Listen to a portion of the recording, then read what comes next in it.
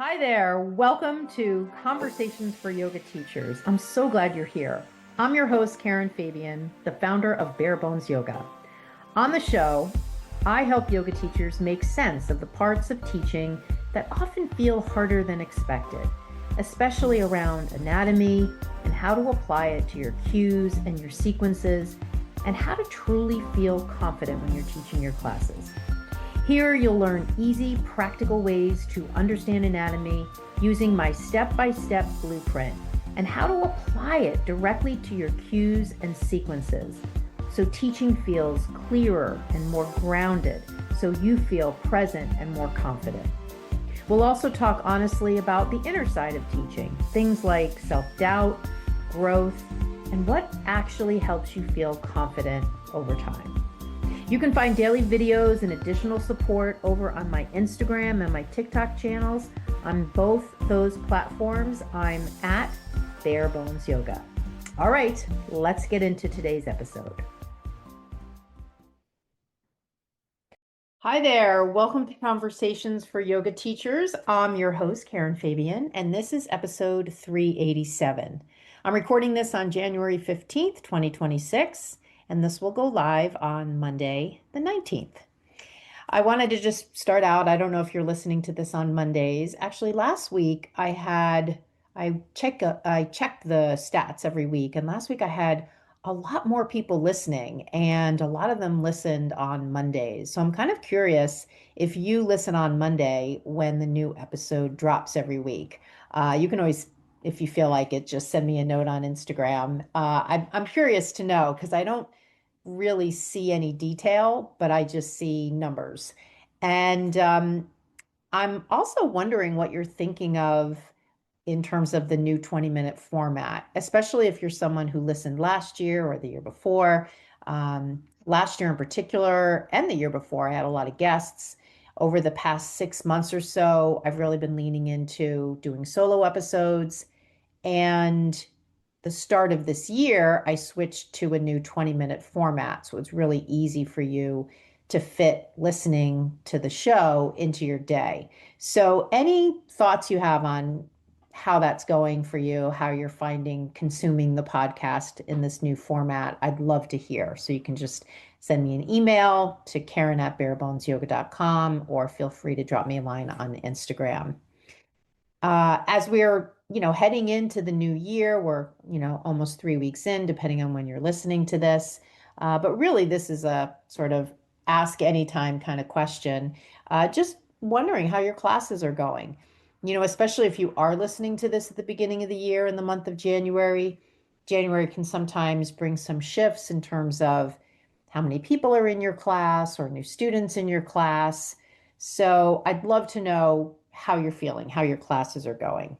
Last week, I kicked off the latest group of teachers who enrolled in the Yoga Anatomy Accelerator program, my group program for teaching anatomy and how to apply it to your cues and your sequences.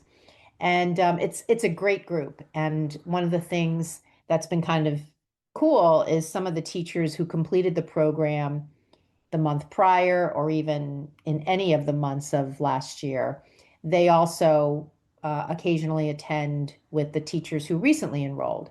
And it's just fun to have a mixture of teachers. And it's always just so inspiring for me to hear how teachers are doing, what's coming up in their classes, questions. Every week I have a lesson that I'm teaching, and then we have time for teachers to ask questions that are pertinent to what's going on with them. And it's just, I think for a lot of teachers, they have this feeling of I'm sort of out there on my own. And so a program like this can really add a feeling of community. And I just love being able to witness that interaction between teachers. And the other cool thing is teachers all over the world are in the program. So you'll have a teacher from Finland talking to a teacher in the States. You'll have a teacher in Dubai talking to a teacher in France. And the really interesting thing is so much of what teachers are talking about and what they're trying to do. And, honestly, some of the things that teachers struggle with, it really is not geographically connected. It's sort of universal challenges and universal questions. And that's really interesting for me to see when I get folks together, the kinds of things that come up. So I wanted to start out this episode, by asking you a question or kind of bringing up a topic for our conversation today. And it has to do with something that is sort of relevant to starting out the year. Although, again, regardless of when you're listening to this, you can sort of apply it to the time you're in.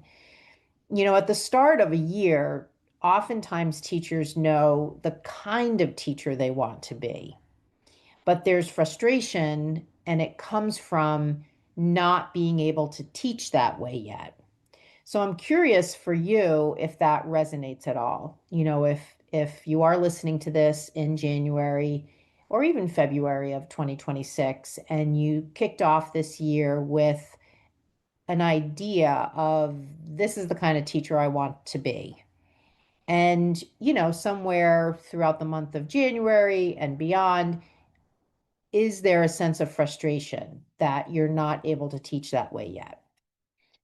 So I thought this would be a perfect time for me to share with you a story that sort of brings this to life. And, she may listen to this episode. I won't use her name, but I worked with a teacher last year who, when we first started working together in my program, she shared that she was a nurse. And it was interesting because you might think, someone in the medical field who obviously understands anatomy would be able to easily apply anatomy to teaching. But the interesting thing for her was that that was actually one of the things that she was struggling with. How do I actually share anatomy when I'm teaching in my cues? And this is actually pretty common for people who have a medical background because they know anatomy as like a topic or not really a topic, as like a area of study, but it's using it that they're unsure of how to do. And the other interesting thing about her and what she was experiencing was she had an injury that came from yoga practice. And it sort of translated in her mind to this broader worry that people were going to get hurt in her classes. And so, this coupling of I'm not really sure how to apply anatomy to my cues with this inner worry and fear that people were going to get hurt, which was tied to her own experience, was really blocking her from feeling like she was teaching in a way that was in sync with how she wanted to teach. And, it wasn't that she was unmotivated, and it wasn't that she was unwilling to try to put the work in, to do different things in her classes in service to experimenting with different approaches. It wasn't that. It was really something else. So I want you to consider, most teachers don't struggle because they're unsure of how they want to teach. It's more because they're not sure what they need to support that version of themselves. So, again, most teachers don't struggle because they're not sure of how they want to teach. It's more related to the idea that they're not sure what they need to make that happen, to support that version of themselves. So let me give you just a couple of quick examples. So let's say you'd like to do more walking around the room, more of the walk and talk versus the practice with me approach. And you work in a studio where pretty much all the teachers in that studio teach by practicing with their class. You might feel a lot of resistance to teaching by walking around. Maybe you're afraid of being the only one teaching in that style. Maybe you're worried that the students won't like your class if you teach that way. The other aspect of teaching in that style that sometimes comes up for people is I'm not really sure what to do with my arms. I'm not really sure how to stand. I feel kind of awkward standing up there. So there can be almost this somatic block to teaching by walking around. And then the other thing that sometimes comes up is I want to teach by walking around, but I'm not really sure how to share clear cues. I don't feel like my cues are landing. And so that's why I keep reverting back to practicing with them because I'm saying the cues based on what I'm feeling in my body. And then one other one that comes up a lot is when I teach by walking around, the students look at me frequently as if they're confused about why am I not doing it with them. So the classic example is students will be in downward dog and they keep picking their head up to look at where you are. And this can come from creating a dependency, an expectation that you will practice with them. And then in reality, you do practice with them multiple times. And so, of course, they're going to expect you to practice with them and show that confusion when you're not. What if, and this again goes back to that question of most teachers don't struggle because they're unsure of how they want to teach. It's because they're not sure of what they need. So another example is what if you're struggling with your sequence? You're struggling with creating your sequence, and when you go into the room, you can't remember it. So sometimes it's not being sure of how to put the sequence together. Like many times I'll have teachers say to me, hey, teachers I'm working with in my program, can we set up a separate call where I can go over with you my sequence? I want to get your perspective on it. I want to make sure that things are in the right order. So sort of having confusion over what goes where.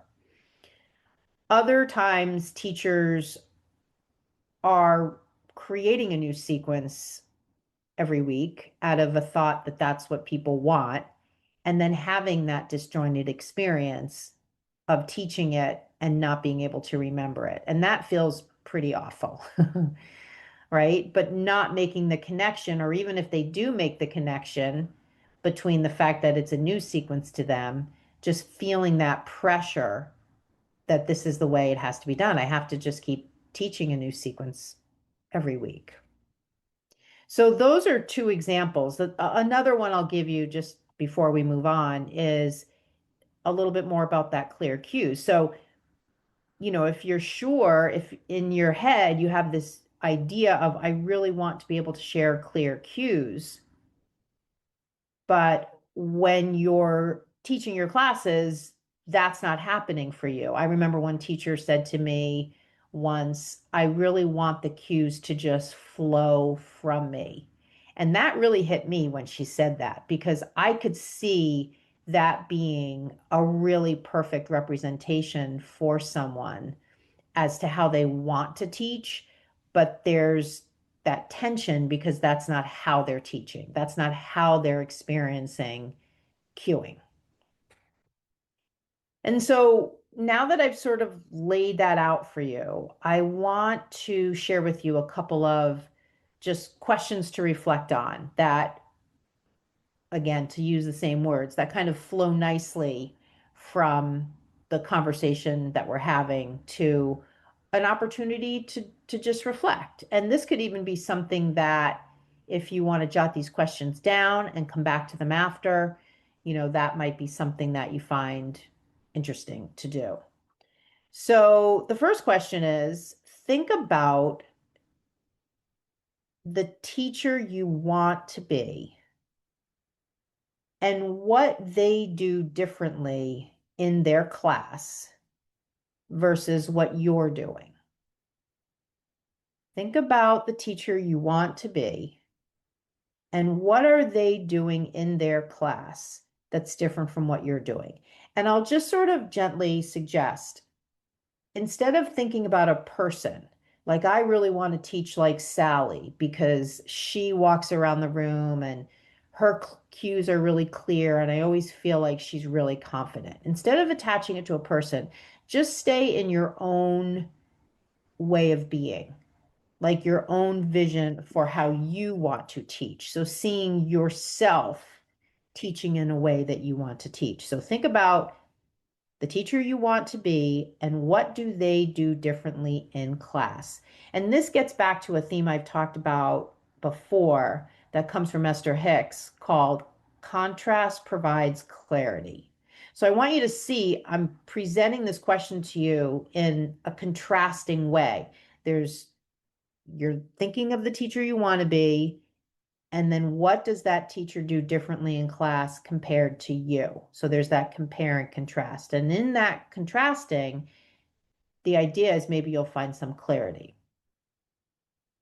The second question is, what does what you're doing now not match that?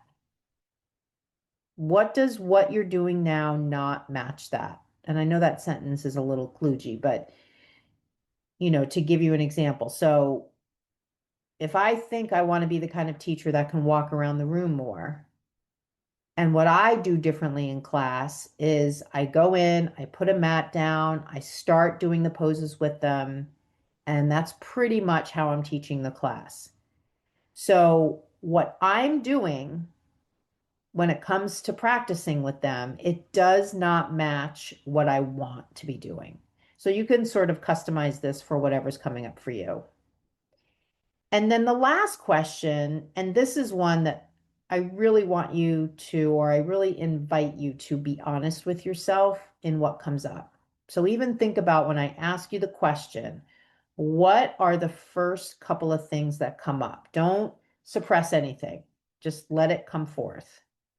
What feels hard or effortful or like pressure right now? What feels hard or effortful or like pressure right now? So just let that kind of settle in your brain, in your mind, and see what comes up. And one of the ways when I talk to a yoga teacher that I get a sense of what these kinds of things are for that teacher is by listening to the words that they say to describe what's going on. And a word that comes up over and over again that is a sign that you're putting, that it feels like pressure to you, is the word need. I just need to walk around the room more. I just need to learn anatomy more. I just need to be better at remembering my sequence. I want you to hear how I'm saying that and notice the way that I'm saying it and the word need. Does that up the pressure so that it feels more pressure full? And that's one of the opportunities that you have to lower the pressure. Because when we zoom out and we look at things in a broad perspective, when we zoom out, to take away some of that pressure is what can lead you to feel more grounded and clear when you're teaching. The first thing, though, is to identify what feels like pressure, what feels hard, what feels effortful right now. So as I sort of wrap this up, and I know that, again, compared to some of my other episodes, this might seem a little short, but I really want to keep these like bite-sized so that it gives you something to easily digest and walk away with maybe some insight. So if listening to this episode helped you sort of let yourself off the hook a little bit, right? It's not that you're not unmotivated, or it's not that you're not motivated. It's not that you're unwilling to do the work to be closer to that teacher you want to be. It's more just a lack of clarity. And if this conversation helped you to feel that, That is an important insight because that idea of holding yourself accountable to the for things that you don't have a lot of control over. Like if you didn't learn anatomy in your 200-hour training because it wasn't presented to you in a way that you could understand it, but you're holding yourself hostage, you're holding yourself on the hook for not learning it. This conversation is a way to let yourself off the hook for that. It's not your fault. And it's not really anybody's fault per se, but it's that it's not about your ability to learn, in this case, let's say anatomy. It's that it just wasn't presented well. I could tell you tons of stories of teacher trainings that people have told me they attended and the wacky ways anatomy was presented. But those teachers still, honestly, they blame themselves. They say, I should have learned it. Well, not if the person who taught it in your training was just plucked out of the training to cover a little bit about bones and muscles because they're a physical therapist and the studio owner said, hey, so and so can teach it, right? And that's sort of an extreme example. But by the way, that's actually a true story someone told me. But it doesn't even matter. Even if somebody who taught the anatomy was a super polished teacher with great background in anatomy, but the way it was presented didn't click. It's more about how it was presented, less about you.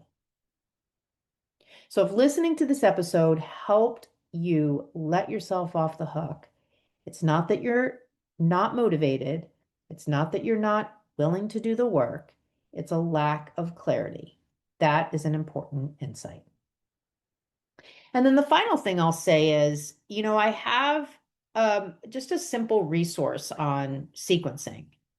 And because we did talk a little bit about sequencing today, as one of the things you may see for yourself, wanting to feel more in control of your sequence, wanting to feel like you have a better sort of handle on the sequence. When you go in and teach it, you feel more confident and in control of what comes next. I have just a simple resource about creating your signature sequence, and I'll include that link in the show notes. And especially if you listen on your phone, you'll see the show notes right there, and you'll see the link right there as well if that's something you want to get. So with that, we'll wrap up this episode. I hope that you found this helpful in some way, and you're always free to drop me a line on Instagram or send me an email and just share with me anything that came up for you as you were listening. I'd love to hear it. Thank you so much for listening, and I'll chat with you next week on the next episode. Thanks so much for listening to today's episode. If anything we talked about resonated with you, especially around anatomy, cueing, or feeling more confident when you teach, I want you to know that you are not alone. A lot of teachers tell me these are definitely challenges for them.